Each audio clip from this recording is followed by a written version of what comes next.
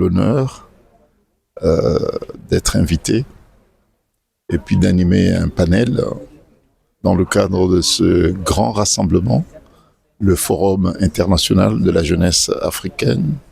Il s'agit d'une initiative très ambitieuse et utile pour la jeunesse africaine, puisque cette jeunesse très sensible à tout ce qui est, à toutes les questions liées à l'avenir du continent, mérite d'être encadrée, d'être rassurée, d'être accompagnée et d'être soutenue.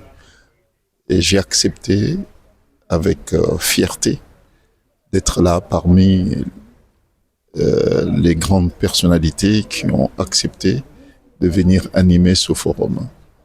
Le forum était très intéressant et utile puisque il concernait et abordait le sujet de la jeunesse et c'était les jeunes qui abordaient les différents points, qui sont intervenus pour exprimer à la fois leur inquiétude mais aussi leur espoir.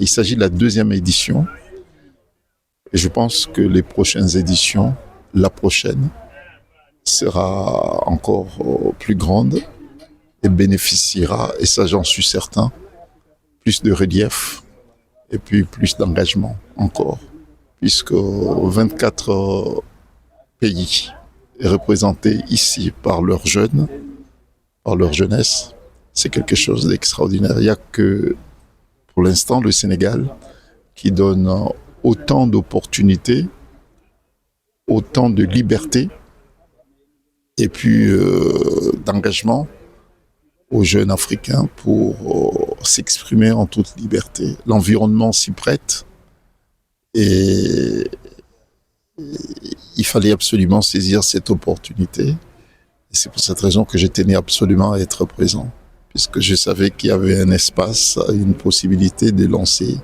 un message à la jeunesse africaine. D'espoir et puis un message d'optimisme, puisque la jeunesse africaine est l'une des rares jeunesses mondiales à pouvoir manifester un désir, une aspiration mais profonde de prendre son destin en main, contrairement à ce qu'on voit ailleurs. Donc c'est une chance pour l'Afrique d'avoir une jeunesse consciente. Et bon, ça c'est le premier message. Et puis le deuxième message, c'est un message d'engagement à la jeunesse africaine. Sans un engagement de la jeunesse africaine sur des questions fondamentales liées à l'avenir du continent, le continent sera toujours à la traîne. Donc, plus d'engagement sur des questions fondamentales pour l'avenir du continent. Bon. Et en tout cas, la cérémonie d'aujourd'hui était très utile et les résolutions qui en résultent ne sont pas des résolutions académiques, mais sont des résolutions, en tout cas les discussions portées sur des questions concrètes, sur des sujets concrets qui touchent aux préoccupations immédiates des jeunes africains. Lorsqu'on parle de l'éducation, lorsqu'on parle de la culture, lorsqu'on parle de questions de migrants, lorsqu'on parle des questions des libertés, des persécutions, c'est des questions concrètes. Lorsqu'on parle de l'éducation, lorsqu'on parle des problèmes d'exclusion sociale, problèmes d'exclusion citoyenne, des jeunes, c'est des questions concrètes. Et là, aujourd'hui, si j'ai bien retenu, les jeunes vont s'approprier de cette question de migration. Bon, pour en faire un sujet, puisque c'est l'actualité, mais ils vont en faire un sujet qui doit provoquer une réaction de la part des autorités africaines. Et lorsqu'ils parlent de questions de liberté et de démocratie, c'est leur avenir. Parce qu'il leur faut plus de liberté, plus de démocratie pour pouvoir bâtir une Afrique nouvelle. Donc c'est sur des sujets concrets. Ils vont mutualiser leurs moyens, mutualiser les initiatives pour pouvoir contraindre les dictateurs à lever le pied sur le continent. Étudiante en médecine de nationalité gabonaise et secrétaire générale adjointe de l'association des étudiants et élèves gabonais du Sénégal. Pour moi, d'avoir pris part à cette organisation en tant que panéliste, en tant que jeune africaine, c'est une occasion pour moi de montrer à la jeunesse que nous pouvons faire grand, que nous avons la possibilité d'être choisis si nous nous montrons tels que nous sommes avec nos capacités. Alors c'est une façon pour moi de faire un appel à la jeunesse à prendre son avenir en main, à la jeunesse africaine particulièrement, de pouvoir se mettre au premier plan. Si elle n'est pas appelée, qu'elle s'appelle elle-même. Et si elle se sent rejetée, qu'elle oublie le rejet et prend les choses en main. Une relation d'échange, de libre-échange, au cours de laquelle la jeunesse peut exprimer ses désirs, ses aspirations, et l'État, en retour, écouter sa jeunesse et l'aider à pouvoir atteindre ses objectifs possibles, que ce soit en ce qui concerne le monde professionnel, l'éducation ou encore l'éradication de la pauvreté et du chômage. Je vous en prie. Aujourd'hui, on a présenté un thème avec mon ami Cheikh Tidiane Diaby, qui est aussi docteur en énergie thermique, un thème sur les enjeux et les perspectives de la recherche scientifique en Afrique. Vous connaissez l'Afrique, il est très en retard en matière de recherche scientifique. Le développement technologique est très en retard et il fallait un thème dans ce cadre pour montrer les défis qui nous attendent et les enjeux qui se présentent actuellement au continent africain. Voilà, pour synthétiser la thématique, en fait, nous, on a fait une diagnostic de la situation africaine comparée au reste du monde. On voit qu'en matière d'indicateurs de création de connaissances, l'Afrique est très en retard.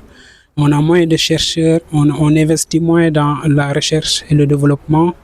On a moins d'étudiants scientifiques et on le voit sur le résultat aussi en matière de production scientifique, de publication. L'Afrique est très en retard, il est derrière le continent américain, asiatique et européen. Et en matière de brevets, le nombre de brevets aussi, l'Afrique est en retard. Et en matière du nombre de l'exportation de haute technologie aussi, l'Afrique est en retard.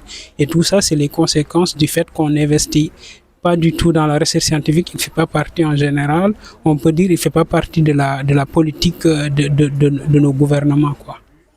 Il faut investir et sensibiliser sur ce sujet et c'est ce qu'on a fait aujourd'hui. Donc pas d'investissement, on ne peut pas faire de la recherche scientifique, il faut des infrastructures de haute qualité et il faut aussi une formation, il faut aussi encourager les jeunes à suivre les matières scientifiques. On voit qu'à la fac, il y a plus d'étudiants littéraires que d'étudiants scientifiques, il faut inverser cette tendance. Et comme ça, dans le temps, on pourra rattraper les autres continents qui sont devant nous, quoi. C'est du travail, quoi. Il faut s'y mettre et dès aujourd'hui. C'est la deuxième édition du Forum international de la jeunesse africaine intitulé FISA 2025, donc, qui a eu lieu aujourd'hui dans ce temple du savoir, l'université Amadou Mahtar Mbow. Le thème, c'est la jeunesse face aux défis du développement du continent africain. Donc, vous savez que l'Afrique est confrontée à beaucoup de défis. Tout est urgent en Afrique. Mais c'est la raison pour laquelle nous avons pris au moins 5 panels très importants. Donc, le premier panel parle sur effectivement la problématique de la recherche scientifique en Afrique. Et là, c'est des docteurs qui sont venus depuis France. À l'image de Dr Tidiane Diaby et Dr Ahmed Faye. Également, l'autre thématique est relative au panafricanisme et à la problématique de la démocratie en Afrique. Là, c'est Maître Saïd Larifou. Vous savez qu'en Afrique, il y a également beaucoup de prisonniers politiques, vraiment d'instabilité politique. Vraiment, c'est la raison pour laquelle nous avons jugé opportun donc, de développer cette thématique. L'autre thématique également, c'est la ZLECA. La ZLECA, c'est la zone de libre-échange continentale. Donc, quel impact, quelle opportunité pour les jeunes entrepreneurs. Là également, c'est M. Ansou Badji, membre fondateur du mouvement, ancien directeur du commerce extérieur qui maîtrise ce thème, qui a travaillé dans sa conception, qui nous a vraiment fait un grand honneur de venir effectivement nous parler donc de la ZLECA, mais également il y a la gabonaise Dalia qui est revenue sur véritablement la jeunesse face aux défis du développement du continent africain, parlant donc les problèmes que les jeunes sont confrontés d'une manière globale. Donc les jeunes étudiants, donc les jeunes l'immigration entre autres. Voilà. Et le dernier thématique nous semble également beaucoup plus important. Il s'agit donc de la souveraineté alimentaire, parce qu'il ne peut pas y avoir de souveraineté politique et souveraineté économique sans la souveraineté alimentaire. Et également, nos autorités sénégalaises sont des autorités souverainistes. Donc, il s'agit du président de la République et M. Ousmane Sonko, que nous remercions d'avoir accepté de parrainer la deuxième édition du Forum international de la jeunesse africaine, sans oublier Madame le ministre de la Jeunesse qui non seulement a accepté le parrainage, mais également a été délégué par le président de la République et par le Premier ministre de venir présider donc cet auguste forum donc de la jeunesse africaine. Donc il y aura des résolutions. Et après ces résolutions-là, nous allons le présenter aux autorités sénégalaises et les autorités de l'Union africaine. Mais dans ces résolutions également, Maître Larifou, c'est Larifou qui a porté le projet, qui effectivement veut qu'on l'organise la 3e édition dans un pays africain, ça soit Afrique du Sud, Tanzanie ou un autre pays africain. Au-delà de ces organisations, quels sont les résultats? Oui, donc le résultat attendu, c'est non pas l'éveil, mais c'est le réveil de la conscience africaine. C'est important, nous voulons que ce qui s'est passé aujourd'hui ici, que ça fasse tasse d'huile, hein, que nous puissions atteindre dans tous les pays africains. Ça, c'est un deuxièmement également, que les autorités sénégalaises et africaines également puissent adopter donc ces résolutions-là et qu'on puisse les appliquer pour l'intérêt supérieur de l'Afrique et de sa jeunesse.